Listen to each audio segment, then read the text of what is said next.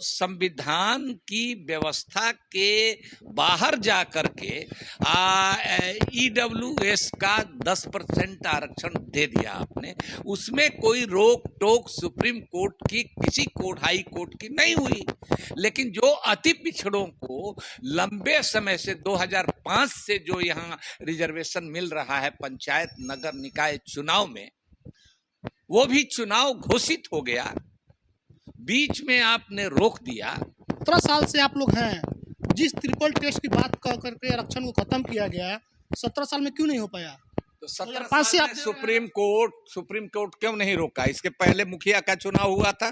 कोई दलित, कोई पिछड़ा सुप्रीम कोर्ट में जाता है क्या? क्यों नहीं जाता है? इस तरह की व्यवस्था है। और ये जो सरकार चाहती है वो लागू हो जाता है कि इस कॉलेजियम सिस्टम में ही सरकार के खिलाफ कई फैसले होते थे, फैसले नहीं हो रहे हैं। जितने फैसले हैं वो सरकार के पक्ष में ज्यादातर फैसले आ रहे हैं। सबसे पहले जनगणना कराने की बात ऑल इंडिया पसमानदा मुस्लिम महाज ने उठाई। झारखंड में आप लोग क्यों चुप है? अरे भाई, झारखंड में बिना आरक्षण लागू किए नगर निकाय का चुनाव कराया जा रहा है। ना वहाँ पे बीजेपी बोल रही है, ना जेडीयू बोल रही है, ना आप लोग बोल रहे हैं। नहीं जाएंगे तब ना, कोई पूछेगा तब ना। आपका चैनल कल देख लेंगे झारखंड में भी कि अली अनवर साहब बोल रहे हैं। बिहार और देश में पसमानदा समाज के सबसे बड़े नाम एक्स एमपी अली अनवर। इनका मुहिम सबको पता है कि पसमानदा को अधिकार दिलाने के लिए लगातार ये दिल्ली, गुजरात और बिहार के अलग अलग हिस्सों में कार्यक्रम करते रहते हैं। आप गुजरात में थे, कुछ प्रोग्राम आपका चल रहा था, तब तक बिहार में जो है कि अति पिछड़ा का आरक्षण खत्म कर दिया गया और पसमानदा समाज सबसे ज़्यादा अति पिछड़ा है। 80% जो पसमानदा है अति पिछड़ा में आते हैं, तो उनका आरक्षण अचानक से यहाँ पर रोक दिया गया और बोला जा रहा है कि इनका आरक्षण रहेगा तो चुनाव नहीं हो सकता है, गैर कानूनी। जो कोर्ट है, सुप्रीम कोर्ट, हाई कोर्ट, तकलीफ के साथ कहना पड़ता है कि आजकल ऐसी हवा चली है देश में, ऐसा पहले कभी नहीं हुआ था कि ज्यादातर फैसले सरकार के का मुंह देख करके हो रहे हैं। सरकार दबाव बनाती है, उसी तरह के फैसले हो रहे हैं। गरीबों के, पिछड़ों के, दलितों के हित के खिलाफ ज्यादातर फैसले आ रहे हैं। जब आप गुजरात में थे उस दौरान बिहार में जो है अति पिछड़ा का आरक्षण के खिलाफ कुछ लोग कोर्ट में गए हुए थे पहले से, लेकिन कोर्ट ने रोक लगा दिया और अब चुनाव जो है रुक गया है। तो क्या पसमानदा जो समाज है अति पिछड़ा में जो आता है, अगर इसको आरक्षण दिया जाता है तो गैर कानूनी कैसे हो गया? नहीं, वही तो हम कह रहे हैं कि ईडब्ल्यूएस को जो आरक्षण मिला 10%, तो उसके लिए तो कोई सर्वे नहीं हुआ, उसके लिए कोई जनगणना नहीं हुई और वो फटाफट लागू हो गया।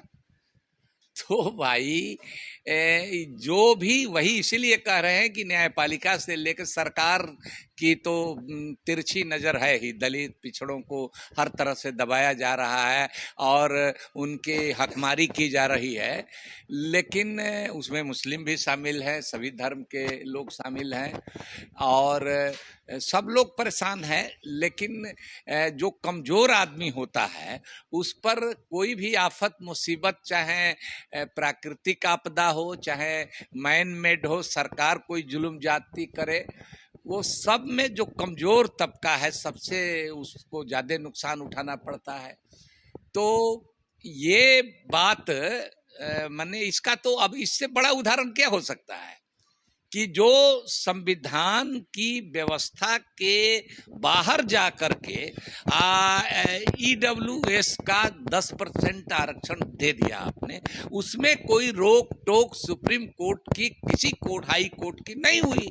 लेकिन जो अति पिछड़ों को लंबे समय से 2005 से जो यहाँ रिजर्वेशन मिल रहा है पंचायत नगर निकाय चुनाव में, वो भी चुनाव घोषित हो गया, बीच में आपने रोक दिया। तो ये बिल्कुल माने ये तो समझ में आता है। तो इसमें बिना सरकार के सह के, ऐसा नहीं केंद्र सरकार ये सब करा रही है, मोदी जी की सरकार करा रही है। और आप देख लीजिए हर तरह से दलित, पिछड़े, गरीब लोग, हर जाति धर्म के लोग जो हैं उनके साथ अन्याय हो रहा है। तो ये एक भरोसा उठते जा रहा है। फिर भी सरकार से हम कहेंगे। बात इतना नहीं ना सर, बात ये है कि जब सड़क पर भी चलेगा तो लिखा रहता है सावधानी हटी दुर्घटना घटी। आप भी कह रहे हैं कि सरकार की तिरछी नजर है, तो 17 साल से आप लोग हैं, जिस ट्रिपल टेस्ट की बात कर करके आरक्षण को खत्म किया गया, 17 साल में क्यों नहीं हो पाया? तो 17 पाँच से साल आप में सुप्रीम कोर्ट क्यों नहीं रोका? इसके पहले मुखिया का चुनाव हुआ था। सावधानी तो करना चाहिए था। क्यों सावधानी करें? ये सावधानी हम लोग तो मांग कर रहे थे कि आप 10% रिजर्वेशन कैसे दिया ईडब्ल्यूएस का, उसमें भी मांग कर रहे थे। क्यों नहीं सावधानी सुप्रीम कोर्ट? तो सुप्रीम कोर्ट इस तरह से दो तरह के फैसले करेगा, तो ये हम लोगों की नजर हमारे लोगों को खुलनी चाहिए, इसलिए कि हमारे लोग सुप्रीम कोर्ट हाई कोर्ट में नहीं है। आप देख लीजिए, कोई दलित कोई पिछड़ा सुप्रीम कोर्ट में जाता है क्या? क्यों नहीं जाता है?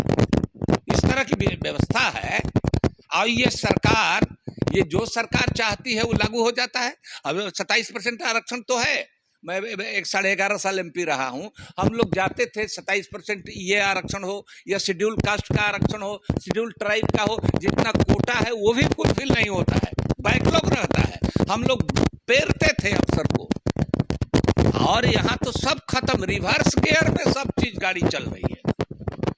तो सवाल ये है कि ठीक है, पालिका में भी हिस्सेदारी के लिए लड़ाई लड़ेंगे आप लोग? हम लोग रब से लड़ते रहे हैं, इसके लिए क्या कर रहे हैं, क्या मुहिम? हम लोग सवाल ही उठा सकते हैं ना, हम क्या कर सकते हैं? आप देखिएगा, हमने हमारा इसका जो मेन जड़ है कि जो आप बात कर रहे हैं supreme court high court Colosseum system जब से लगा है तब से हमको लग रहा है कि मौका नहीं मिला लोग। कोलोजियम सिस्टम भी ठीक से काम नहीं कर रहा है, वो भी ठीक से नहीं कर। अब इधर 14 के बाद से वो भी लड़खड़ा रहा है कि इस कोलोजियम सिस्टम में ही सरकार के खिलाफ कई फैसले होते थे, फैसले नहीं हो रहे हैं। जितने फैसले हैं वो सरकार के पक्ष में ज्यादातर फैसले आ रहे हैं। अब बताइए, एक आदमी वो जो 99% विकलांग है, प्रोफेसर एक उनका नाम देखिए हम भूल रहे हैं, उनको हाई कोर्ट ने जमानत दिया, सुप्रीम कोर्ट ने शनिवार को बैठा करके बेंच, वो गुजरात कैडर के हैं दोनों जज, एक शाह साहब है एक और है, और दोनों बैठ करके रातों रात फैसला बदल दिए। भाई ये क्या हो गया? जिम्मेवार किसको मानते? पहला जिम्मेवार तो कोर्ट है। हफ्ता दिन बाद उसकी डिलीवरी होने वाली है, तो तब तक आप एवर्सन करा दिए। तो इस पे कानून आ गया कि करा सकते हैं, नहीं कानून आ गया, तब वही ट्रिपल टेस्ट कह रहे हैं ना, तो हम वही कहे हैं कि ट्रिपल टेस्ट ईडब्ल्यूएस में काहे नहीं हुआ? कैसे पता है भारत सरकार को कि 10% है? मान लीजिए कि हम कहेंगे कि नहीं ये लोग 10% नहीं है, ये लोग तो 3% है, या अगला कहेगा जिसको मिला है ईडब्ल्यूएस, वो कहेगा कि हम 10% नहीं है 25% है। कोई जनगणना तो हुई नहीं। इसीलिए 2009 से आपको किताब दिया है, 2009 से हम जनगणना कराने की बात पार्लियामेंट में कर रहे हैं। सबसे पहले किया पार्लियामेंट में 2009-11 की जनगणना होने वाली थी, हमने सवाल उठाया पार्लियामेंट में। ये बात दूसरी है कि कोई हमारा साथ नहीं दिया है, अकेले 2009 में उठाया, 18 दिसंबर को, और 10 में अप्रैल मार्च में आकर के मुलायम सिंह यादव, लालू यादव और शरद यादव और भाजपा के गोपीनाथ मुंडे जो मर गए, इन लोगों ने मिल के उठाया, तो यूपीए 2 की सरकार थी, माना कि हाँ कराएंगे। 11 की हम बात कर रहे हैं, 9 में हमने उठाया था जाति की जनगणना की बात, उसमें भी पेंच लगा दिया।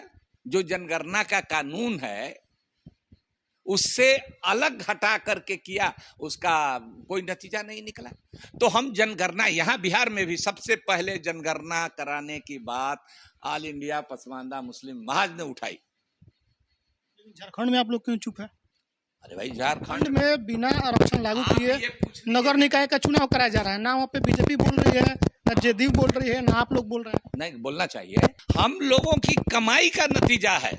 नीतीश कुमार को अगर हम 2005 में नहीं मदद करते, वो नहीं जीतते, तो ये आरक्षण अति पिछड़ा वाला नहीं मिला होता। इसलिए तो आपसे पूछा कि झारखंड में आप क्यों चुप? में बोलना अरे चाहिए। जाएंगे तब ना, कोई पूछेगा तब ना। आपका चैनल कल देख लेंगे झारखंड में भी कि अली अनवर साहब बोल रहे हैं, तो हमसे कोई पूछेगा तब ना। हम जाएंगे तब ना। हम तो आपको भी पता है कि हम गुजरात में और दूसरे स्टेट के दौरे पर थे। बिहार में आए हैं, कल ही आए हैं, आपके यहाँ आए, पहली मुलाकात है किसी पत्रकार से। बोल रहे हैं, हम बोलेंगे। अगर मोदी जी 2024 में आ गए, जिस तरह से देश बेच रहे हैं, इमरजेंसी घोषित तौर पर था, उसका असर 6वें महीना था, 6 महीना के बाद ढीला हो गया। ये तो अघोषित इमरजेंसी है। ये 8 साल से चल रहा है और बढ़ते जा रहा है, फंदा कसते जा रहा है। अति पिछड़ा आरक्षण जो खत्म किया गया बिहार में, उस पर बातचीत हुई है। इन्होंने अपनी प्रतिक्रिया दी है। उनका मानना है कि सरकार जो है बिहार में गलत नहीं थी, यहाँ पर कहीं ना कहीं केंद्र सरकार की साजिश है। उसी साजिश के तहत इसको यहाँ पर रोका गया और ये गलत है। इसका कारण है कॉलेजियम सिस्टम और कोर्ट में बैठे हुए वो तमाम जातिवादी करने वाले वकील और जज, जिनके कारण ये आरक्षण खत्म हुआ है। आपकी क्या मानना है? प्रतिक्रिया दीजिए कमेंट बॉक्स में। फेसबुक देख रहे हैं वीडियो को शेयर कीजिए, यूट्यूब देख चैनल को सब्सक्राइब कीजिए। धन्यवाद।